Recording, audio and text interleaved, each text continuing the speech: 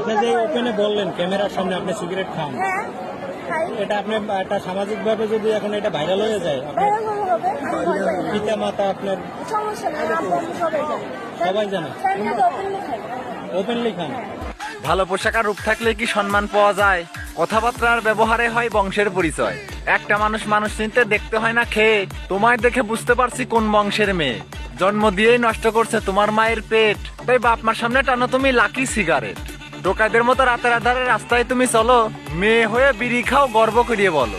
এমন মেয়ে জন্ম হয়ে ঘরে আছে যার, প্রকাশ্য দিবালোকে মরা উচিত তার। জন্মের আগে পদ্ধতিটা ছিল তাদের ভুল, তাই তো এখন জন্ম দিয়ে দিতে হচ্ছে মাসুল। কেমন পরিবারে জন্ম তোমার বুঝতে পারছি সবাই, বংশের ঐতিহ্য ধরে রাখতে নির্লজ্জ তো হবাই। সন্তান যদি খারাপ হয় ঘরে কিন্তু রয় না, পয়দা করলেই এই জগতে বাপ মা হওয়া যায় না। পয়দা তো কুকুরেও করে 110-12টা। কার্তিক মাস আসলে আজকের কাছে কালকের কাছে যায় যায়